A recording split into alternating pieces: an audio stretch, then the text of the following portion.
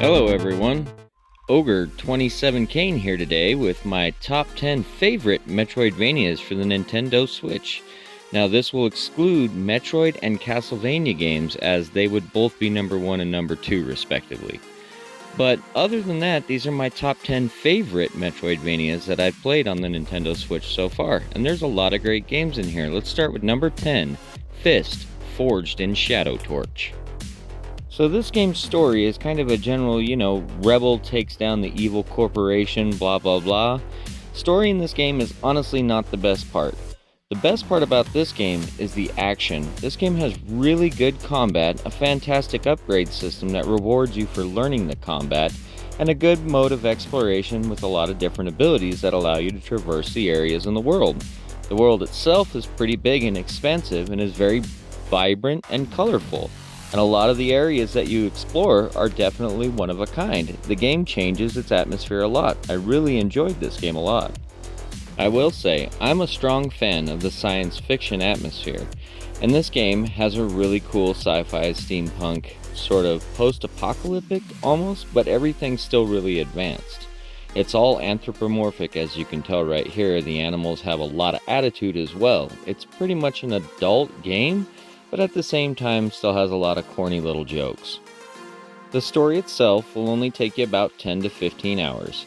There's a lot of extra stuff to explore and a lot of cool little side quests, but nothing that really takes too long. So next I think we should get into number 9. This is the Record of Lotus War, Deedlit in Wonder Labyrinth. This game is probably as close as you can possibly get to Castlevania Symphony of the Night while not actually being it. The backdash, all of the weapons, the armor upgrade system, the map itself, everything in this game will remind you of Castlevania Symphony of the Night. Now, that's a very good kudos to them, but at the same time, it also doesn't allow this game to stand out too much. The main gimmick in this game is to transition back and forth between these two spirit colors you see, the blue and the orange. As you do this, certain enemies and areas have weaknesses and different gates that you can pass through. The problem with this is that it relies on this in some of the most intense fights, and if you're not paying close attention or aware of it, it can result in some pretty cheap deaths. That is one of the things that annoyed me the most about this game. Also, there is no autosave in this game.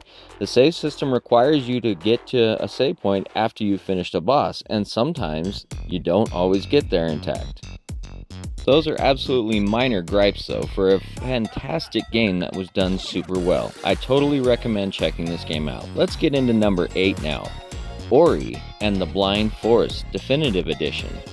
Now, I had the choice between this one and its successor, Ori and the Will of the Wisps, but in my opinion, I really enjoyed the story-driven narrative of this game.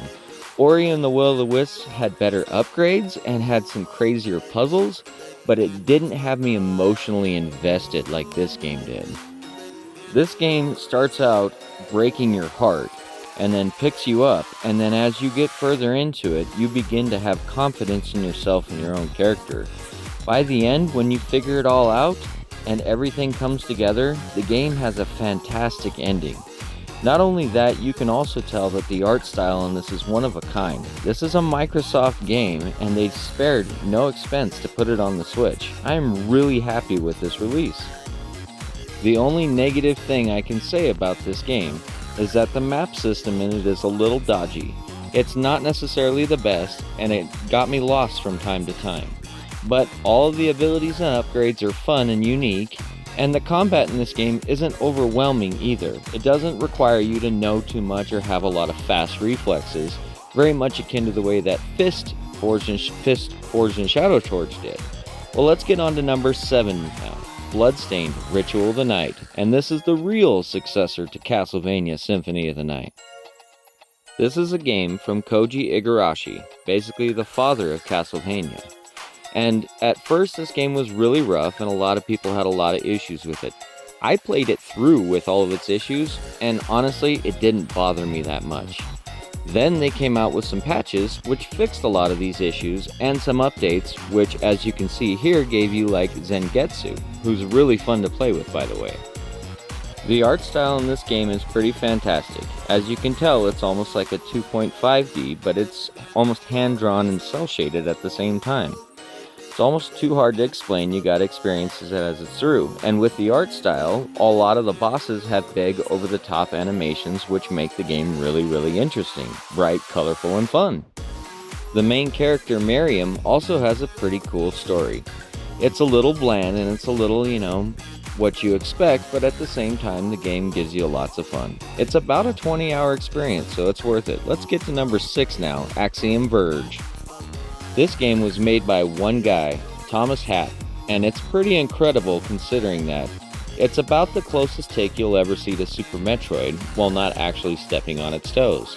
It pays a lot of homage, and has a lot of unique weapons and abilities, and a lot of things that are callbacks, but at the same time tries to inject its own personality into it, such as like a phase shift that allows you to skip through walls, and other abilities that allow you to do things that you wouldn't normally expect, such as glitch out the environment and break enemies or bosses. Although having a sequel released recently, I chose this game over that because I believe this game's a lot more unique and at the same time has the same exploration mechanics that make Super Metroid and those kind of games great. There is no level up system and you're not looking to grind in this game, you're simply looking to explore and have a lot of fun. One of the most appealing things about this game is its massive array of weapons and its unique ability to let you use those to solve puzzles. It's one of the things I enjoyed the most and it kept me exploring to look for different weapons. Let's get into number 5 now, The Tales of Iron. This game is essentially the book series Redwall put into a video game with Dark Souls mechanics, and I absolutely love it. Although it's kind of light on the Metroidvania, the map itself is very plain, there's not a huge amount of exploration to it, and a lot of it is narrative driven, but it does present itself in the same fashion, and the combat in this game is pretty fun and exciting as well. The other cool thing about this is even though the story is kind of a used trope, it's still very engaging and it's emotionally investing, and it made me want to actually see Reggie the Rat turn into the king that I knew he was. Although not the longest game, it only took me about 10 to 15 hours, it still was a great adventure and I enjoyed every minute of it. There really is no filler in this game, and every single moment will keep you on the edge of your toes, whether or not you're just trying to get to the next area or fighting the next big baddie. The enemies in this game really do make you hate them, and I kinda love that about this game. Well, I think we should get into the next one now. Let's do number 4, The Mummy Demastered. Now once again, this was featured in one of my other videos, but that doesn't take anything away from it. I absolutely adored this game. This game was made by WayForward. Previously to this, they produced an Aliens game that was much like this. Now this to me is almost a refined version of that. It has a lot of the same mechanics, your characters in this have permadeath, and you really want to keep them all alive to see all of their story elements. You also upgrade your guns and your weapons and your health and other things like that. And the map itself is pretty engaging and it's large. It's not necessarily totally horizontal, it definitely has a lot of verticality to it, and I really enjoyed that. Although not actually interacting with one character per se as a main character, the central story driving on and the essential goal of everything is kind of what makes the story fun in this, even though it has kind of a roguelike nature to it because of that, but that didn't bother me one bit. Now, let's get into number 3 and my bronze medalist, Death's Gambit. So once again, it's essentially a 2D take on Dark Souls. The cool thing about this game is it has beautiful art style, and I really enjoyed the story. I didn't really understand much of it, but the game is designed around you not understanding it until you need to. The characters that support you and help you do this in almost a bitter enactment. It's not really something that you take to heart, it's not really something you want, but then at the end you realize their driving force to what it is. Everybody works together to achieve the same goal, and that goal is extremely fulfilling. Now, from what I understand, this game started out as a half experience, essentially, and they added everything onto this and then packaged it all in one package and put it out physically. So this is the Afterlife version, and it adds a ton of extra content to it, and from what I understand, it's must-play content because it actually finishes the story.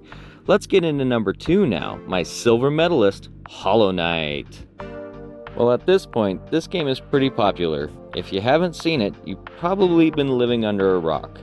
But that doesn't take anything away from it. This game is absolutely fantastic. This is a 10 out of 10 experience. The developers took their time and they absolutely honed the controls to perfection. I had a lot of trouble with this game and I struggled with it, but when I completed certain tasks and goals, such as taking a flower all the way across the map without being touched, it's probably one of the most fulfilling things I've ever felt in a video game. Not only that, it deals with bugs, which is frankly kind of an unused medium for storytelling. You actually feel compassion towards these bugs. You want to see these bugs get their lives back together and take control back over their kingdom. It's kind of a weird feeling, but I really enjoyed the story on top of the gameplay and mechanics. Then you also have the fact that this has a massive map and about 40 to 60 hours worth of content. This is by far the biggest Metroidvania that I think I've ever played, or that I probably will ever play, at least until the next one comes out, which is hopefully here soon, fingers crossed.